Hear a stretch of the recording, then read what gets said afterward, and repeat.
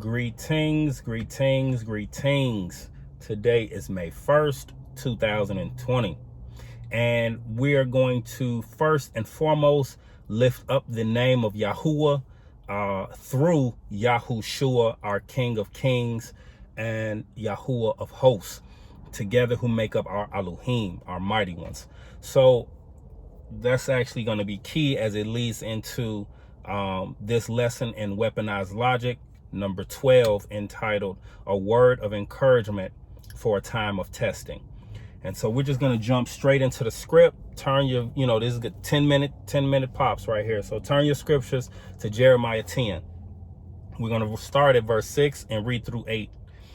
For as much as there is none like unto thee, O Yahuwah, thou art great, and thy name is great in might.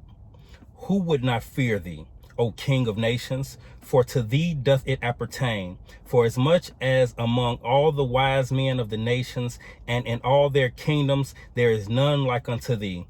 But they are altogether brutish and foolish. The stock is a doctrine of vanities. So when you break down verse 8 a little better, you can really read it like this.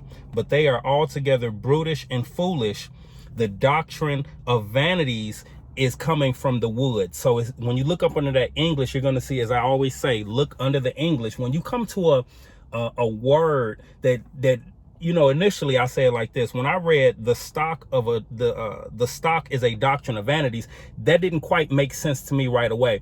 So what I do is I go and read other translations. I go and look up under the English, right? So when I looked under the English for that word stock, I found wood.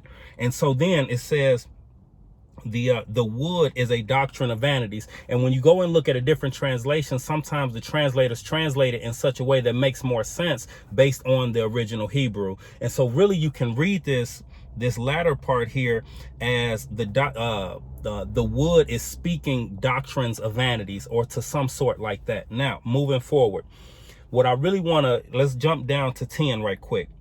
But Yahuwah is the true Elohim. He is the living Elohim and an everlasting King. At his wrath, the earth shall tremble, and the nations shall not be able to abide his indignation.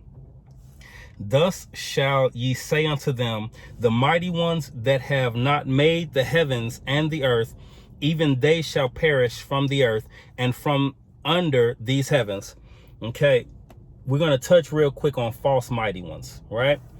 Understand this, that creation, or you and I as part of creation, okay, as the created, we cannot operate independent of the bounds of the creator. We cannot move outside of the boundaries that the creator has established for our vessels. All right. The false mighty ones of wood and stone, or idea and belief, cannot operate independent of the bounds of its creator. Okay, so the things that we create, whether it be of wood or stone, the graven images, whether it be wood or stone, of idea and belief, those things cannot operate outside of the bounds that we operate in, given to us by our creator. Right now, let's jump down to verse 14. Every man is brutish in his knowledge. Every founder is confounded by the graven image. For his molten image is falsehood, and there is no breath in them. Verse 15. They are vanity and the work of errors. In the time of their visitation, they shall perish. All right, so understand this. The point that I made, just the point that I want to bring out just from what I've said a moment ago, is this: that in which you create cannot save you. Okay? That in which you create cannot save you. Whether it be images, whether it be ideas or belief systems, only Yahuwah through Yahuwshuwa can save you. Okay, so salvation is only in one name, and that name is Yahuwshuwa. So if you find yourself in a situation that requires the salvific authority of Yahuwshua, you cannot then create an ideology to bring you out of that situation. You cannot depend on the arm of the flesh to bring you out of that situation, because salvation is only in Yahuwshua unto Yahuwah. Let's read on to verse 16. The portion of Jacob is not like them, for he is the former of all things, and Yashreal is the rod of his inheritance. Yahuwah of hosts is his name. Let's reread. The portion of Jacob. Yahuwah is the portion of Jacob. Elohim is the portion of Jacob.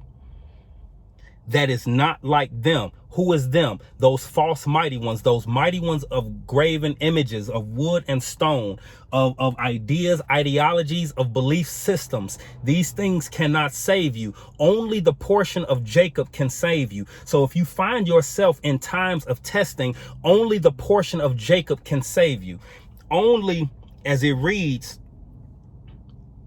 Yashreal is Yahuwah of hosts is his name. Okay, for he is the former of all things. Understand that before there was nothing, Elohim was. Okay, before there was nothing, Yahuwah was, which brought about Yahuwshua, which then, from, as Colossians reads, therefore from the instrumentation of his creation, all things find their existence through. All right.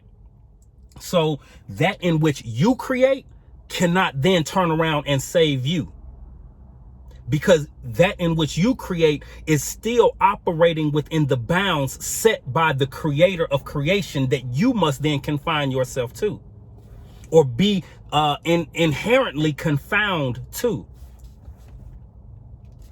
So understand that we all too often look to our images and idols in order to save us from some actual or perceived threat, when in reality, let's jump over to Psalm 62.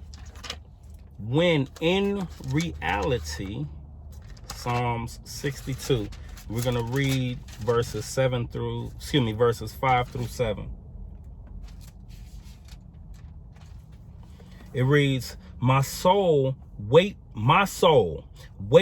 thou only upon Elohim, for my expectation is from him.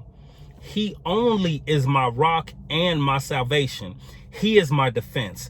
I shall not be moved. And Elohim is my salvation and my honor. The rock of my strength and my refuge is in Elohim.